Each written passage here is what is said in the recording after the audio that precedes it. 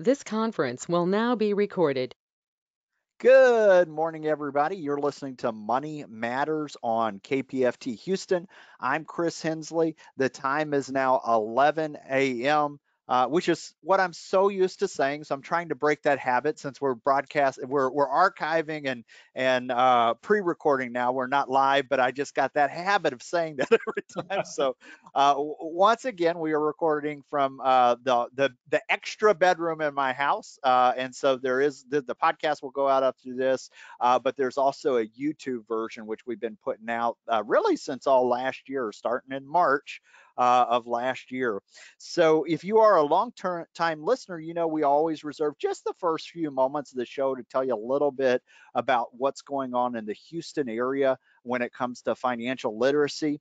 I was hoping to have an update for you on Houston Money Week. However, the monthly meeting that started this month was scheduled the same week that we had the winter freeze here in Texas, and so most of the people were without power and lights during that week. So I don't have any updates for you, but I do encourage everybody to go to HoustonMoneyWeek.org. That is the initiative, Houston Money Week. It's a nonprofit organization that provides financial literacy workshops, educational forums to really anybody in the Houston and the Gulf Coast area. As we get closer to April, we've got city, local government partners here. But one of the ones I like to highlight as we get close to April is the VITA program, which does free tax preparation for low to moderate income. So anybody that's interested in the Houston area of finding out more, you can go to HoustonMoneyWeek.org. And if you're looking to volunteer, although instead of going out to the work site or to the organization, a lot of this stuff is being done virtually now, which is our topic that we're going to talk about with Bruce in just a moment. So just a way to think about that. But Bruce, you have been waiting very patiently here. Thank you so much for joining us today. Oh, Chris, thanks so much for including me in your show. Absolutely. And so we're going to we're going to kind of do a deep dive into your book that just came out, The Art of Being Indispensable at Work. But this is kind of a twofer for us because the way that you got this book got pointed out to me is that there was a book that was released this month from Harvard Business Review guys called The Guide to Remote Working. And Yes. that kind of got on my radar because everybody is having to, come back and think of different ways to work with teams and work remotely and all of that.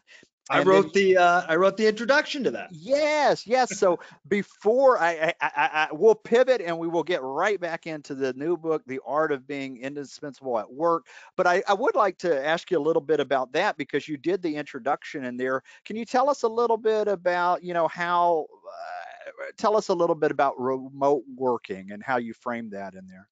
Yeah, I mean, so we've been doing research on the front lines of the workplace for 27 years, and we've worked with organizations of all shapes and sizes. And I can tell you that remote work is a trend that has been developing now for decades, and especially in the last decade as technology has improved. But of course, in the last year during the pandemic, so many people were forced to go remote. Now, let's remember, lots of people were unable to work remotely because of the nature of the work they do. But so many people were forced to go remote. And, I think the first phase of that was a lot of people thought, gee, how are we going to do this?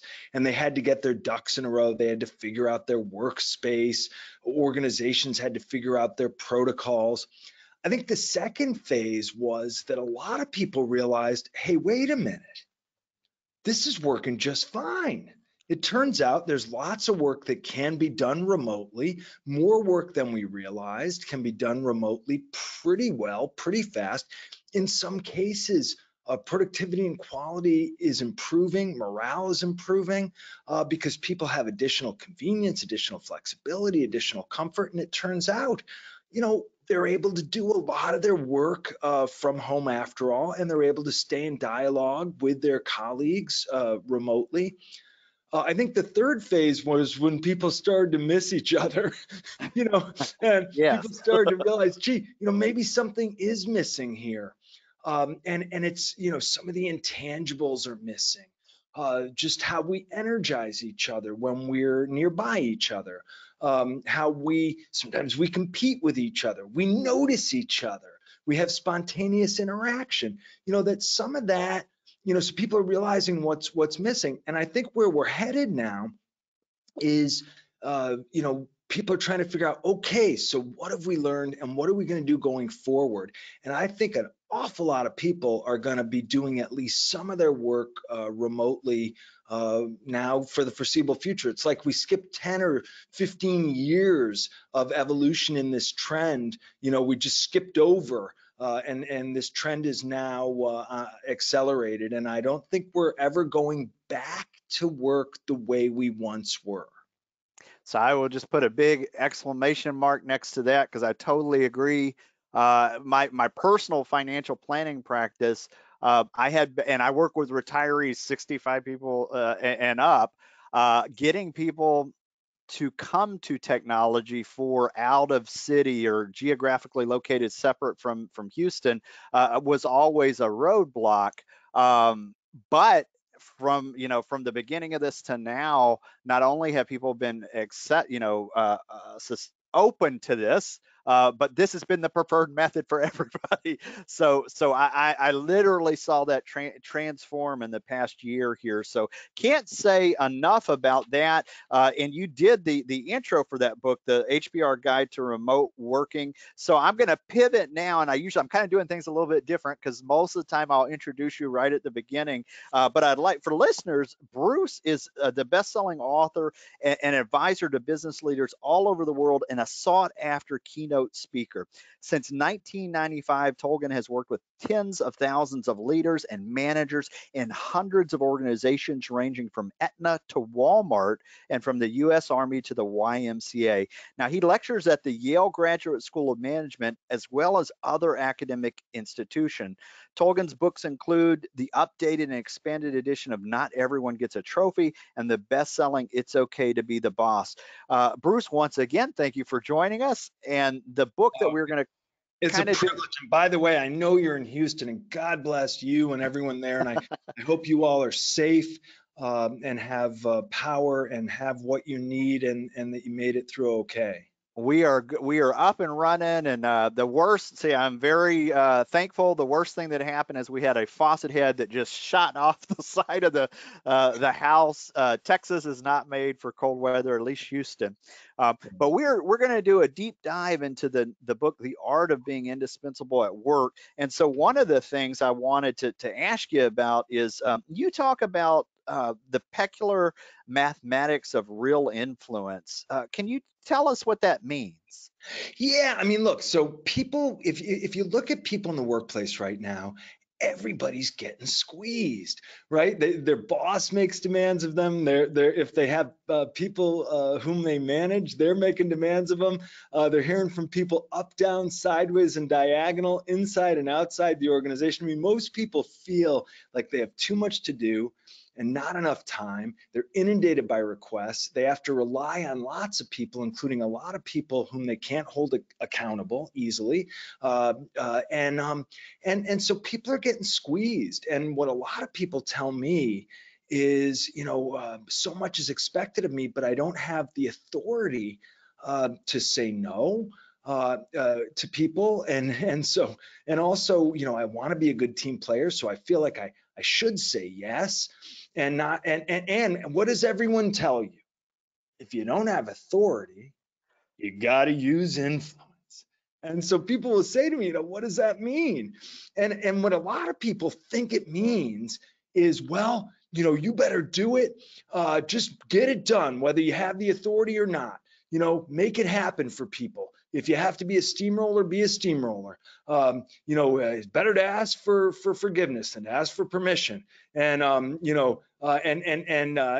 you just got to say yes. You can't really say no. And you just got to work smart and juggle and play politics. And that way, you'll have the influence you need.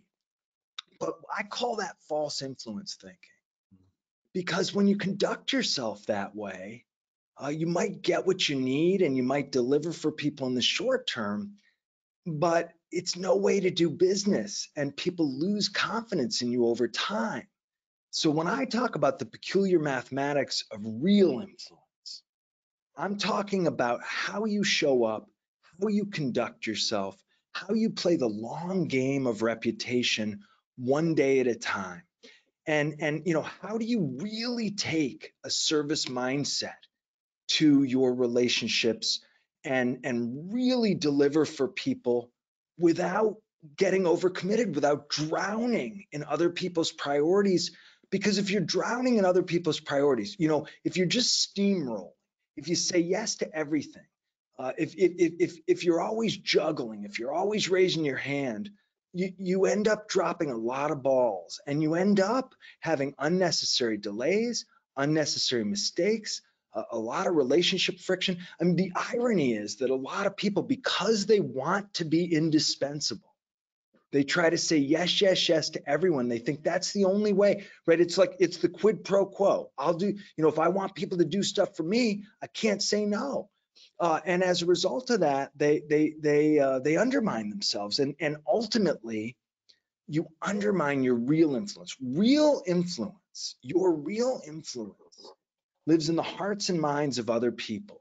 Your real influence is your most valuable asset in relationships, but it's like a bank account that is in everyone else's brain.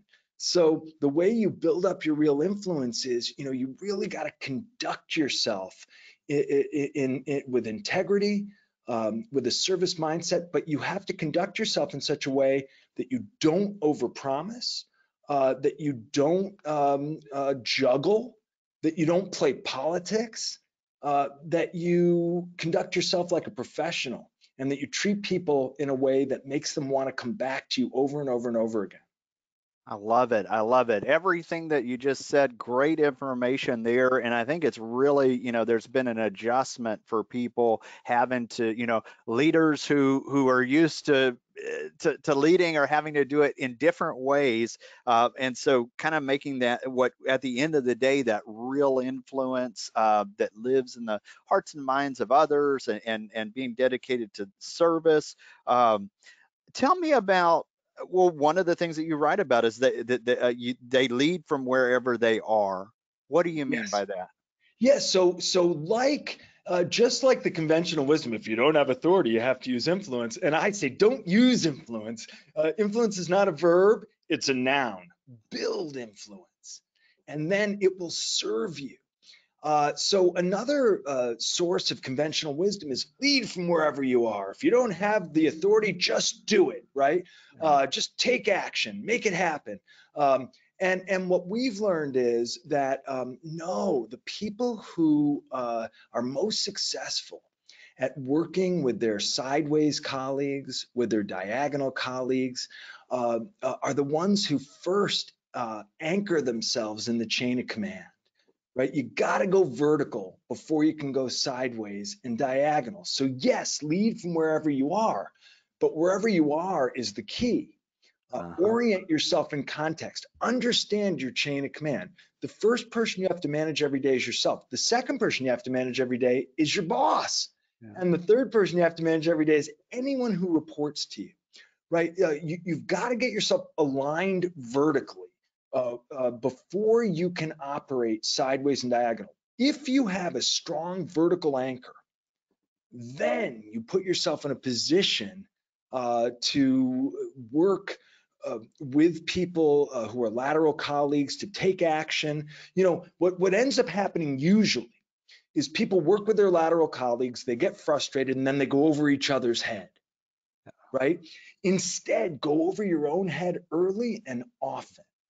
Make sure you know the ground rules, you know the priorities. 9 out of 10 times you would know exactly what your boss would say, and your direct reports should be able to say the same. It turns out the stronger your vertical anchor, the better able you are to succeed in sideways relationships. And nobody goes over your own head because you're going over your own head all the time. I love it. I love it. So I'm thinking back to my days as middle management, Exactly. even jobs back in school as a manager. If I, leading by example, if I was going to ask somebody to mop a bathroom, then I would show them how to do it first. Now, working remotely, that's hard to do. And so the idea of what you just said, the vertical anchoring and the value of establishing that seems powerful. It seems really like something that as a leader, somebody who's managing, that you have to have to be able to do this. Uh, then another thing that you write about is they know when to say no and how to say yes. Tell us about that. Yeah, because look, you can't say, you want to say yes, you want to be a good team player. Maybe you're afraid if you say no, they'll think you got a bad attitude, or you're trying to avoid work, or maybe they'll go find someone else who will do it, and then you won't be their go-to person. They'll have a different go-to person. But look, yes is where all the action is. But if you yes, yes, yes, yes, yes to please people up front, you end up overpromising. And if you overpromise, you're going to underdeliver. You will be known for whether you deliver on your yes. So yes is where all the action is. Don't waste your yeses. And this leads a lot of people to say, well, that means you got to learn how to say no. And I think where that leads people in the wrong direction is, I think sometimes people think, well, that how you say no is, well, if you sugarcoat it, then people won't mind getting a no. No, it's still no. It's still no. They're still disappointed. It turns out that the way to put yourself in a position to have people accept your no's is to have a reputation for making really good decisions. And of course, over the long term, you can have a track record for really good no's. But in the short term, the first tactic we recommend, what we see so many people do, is slow down. Don't gloss over the ask. Tune in to every request, every ask. So many asks, so many requests they're a little bit sloppy. Maybe somebody doesn't realize exactly what you do or how you do it, right? Maybe they ask in passing and it seems like a small ask, but it turns out to be a big one. Maybe they ask and it seems like a big thing, but it's actually a small thing. So you got to slow down. Too many people gloss over the ask. They want to please people by yesing them, and either yes them to please them, yes them to make them go away, yes them to cut off the conversation. Um, but if you want to treat other people's needs with respect, slow down, tune in, ask a bunch of questions, take notes. So we teach what I call doing an intake memo. I used to be a lawyer. Lawyers do intake memos. Accountants do intake memos. Professionals do intake memos. Doctors do intake memos. So do an intake memo. Really help people fine tune their asks, slow down. And this does a few things. Number one, it shows them you're treating their request with respect. It shows them that you're careful in how you field a request and how you make your decisions, and it'll help you make better decisions. And sometimes the answer is not yet, right? Sometimes the answer is, hey, go back and fine tune your ask. Sometimes the answer is, well, that's not exactly what I do. Let me explain where I fit in this puzzle. But good news, I'm the kind of person who everyone wants to work with. So I have someone you could go to instead of me, or I can set you up with someone. Let me make the connection. When I say learn when to say no, it's really applying due diligence, right? So there are 3 no's that you have to master. The first is if you cannot do something, you got to say no. I cannot do that. I am not able to do that. I will disappoint if I say yes. The second is I'm not allowed to do that, right? And maybe you're not allowed to do that, and then you're doing everybody a favor. The third is tricky, right? I should not do that. And that's a matter of priorities. And there you have to go back and forth, right? So you go back to, okay, my ground rules, my priorities, my vertical alignment, does this fit, right? And then you're looking at your schedule. Where could I do this? Where's my time for this? And then you also want to figure out, am I the right person for this, right? So you don't want to be saying, hey, that's not my job. But the reality is there's some wisdom in that's not my job. Because sometimes what you're saying is that's not my specialty. I'm not sure how to do that, right? Right. And sometimes what you're saying is I've got so much on my plate. By the time I get to that, I'm bound to disappoint you. So the that's not my specialty is a way of saying, gee, I might not do a great job at that. I might not be the right person. Or if I were to do this, I'd have a big learning curve. And I'm overwhelmed already, or I've got so much on my plate already, is a way of saying, I might delay. There might be delays if I take this on because I've got so many things on my priority list in front of this. And so that does lead you to a pretty well thought out no, or a well thought out not yet, or a well thought out, hey, I'll do this, but I'm going to have a learning curve on this. I love it. I love it. So it's not just saying no. You gave us a lot of good information there. The idea of slowing down, really tuning in to the ask, taking really good notes. You gave us the idea of the intake memo, just like a doctor or other professionals there. And then this list of the different, either we can't do it, we're not allowed, I should not do, and ways to kind of approach it and really kind of fine tune.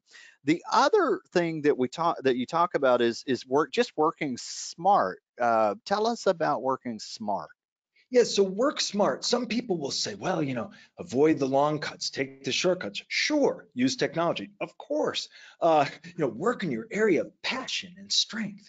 Well, yes, but who's going to do all the work, right? And so look, if you do something that you're passionate about and you're very good at, hey, it's the opposite of that's not my job. That's my specialty. It means you know the best practices. It means you've got repeatable solutions. It means you've probably got good job aids. So what you're really saying is, I can do that for you very well, very fast. I know exactly how to do that. I know exactly how long it's going to take, right? So working smart is not just about using shortcuts and using technology, but it's also realizing where your work intersects with other people's needs. So now look, that's not my job is also where hidden opportunities are. Like, oh, if that's not your job, maybe it should be. Or if that's not your job, maybe this is a new opportunity. Or if that's not your job, maybe it's just like taking out the trash. Somebody's got to do it. So the reason you say yes is because you don't want to be a jerk, right? But if right, somebody's got to do it. Oh, I don't do that. Really? Why? Right? So there's two parts here. One is working smart means if you're going to do something, your best case is if you're doing something that's already your specialty. You know the best practices, you have repeatable solutions, you have good job aids, not just to guide you, but to help your internal customers understand what you do and how you do it. Okay, but then it works smart also. If it's not one of your specialties, work smart. Don't pretend, right? Don't fake it till you make it. Don't overpromise. What you got to do is be really clear. Hey, I'm going to have a learning curve. Let me look into that. And then if you're going to take something on, make it one of your specialties, right? Make sure you don't figure it out on your own. Go find the best practices. Go find repeatable solutions. Go find job aids or build them to help you. And if it's one of those things like making the coffee or taking the garbage out, maybe you should say, you know what? Somebody's got to do that. I'll be the guy who takes the garbage out, and I'm going to get great at that. Anything you do, you should professionalize. And anything you do, if you treat it like a professional, right? And that becomes one of your specialties. That's how you expand your repertoire. So yes, raise your hand. But if you're going to raise your hand for something new, be clear about it. And then don't learn in secret, learn in plain sight. I love it. I love it. So I'm a very somebody. If you're going to do something, do it good. That is, inside me. It's not inside of everybody, but I know when you start something new, it's hard to hold yourself to that standard of making sure you're good at it. And so the things that you mentioned, those job tools, finding experts or people in that area that have where you're not necessarily recreating the wheel, but you have that, and really seeking out that it sounds like a really good place to start when these new opportunities arrive. So if it's not something that's not my job and you're trying to bring it into the fold there, make sure you do it well, and it could very well be an opportunity for you. If you're just joining us, we're talking with Bruce Tulgan. He is the author of the new book, The Art of Being Indispensable at Work. Bruce, you also talk about finishing what you start. Can you tell us about that? Yeah, I mean, look, so many people are so busy, right? You talk with people now. I've interviewed 500,000 people over the last 27 years from 400 different organizations. One of the things I've noticed over the years is, everybody's got more to do than they've got available time, but that's gotten worse and worse and worse. And everybody says, "Oh, I have so much to do," and a lot of people say, "I have so much to do. I'm always juggling." Well, to me, if you're always juggling, then one thing is for sure, eventually you're going to drop the ball. So my advice is, yes, you got to be able to take on more and more tasks and responsibilities, have a growing to-do list. But the people who really get stuff done are the ones who set aside time for focused execution. Juggling is not efficient or effective. It's a half step away from multitasking, which is not a thing. Multitasking is a fiction. What brain scientists will tell you is multitasking is actually task shifting. And the human brain is very sophisticated, so we can shift back and forth a lot. But you're much more effective if you focus like a laser beam, even for 15 minutes at a time. And so what I tell people is look at your busy schedule and find the gaps in your schedule. Those gaps are gold. Then look at your to-do list and find chunks on that to-do list, chunks of work, and make a do list. And make sure you do those chunks of work, do them, execute, finish in those gaps in your schedule. So you need time for focused execution. And sometimes you got to carve big work into smaller chunks. You got to eat an elephant one bite at a time, but you got to bite, chew, swallow.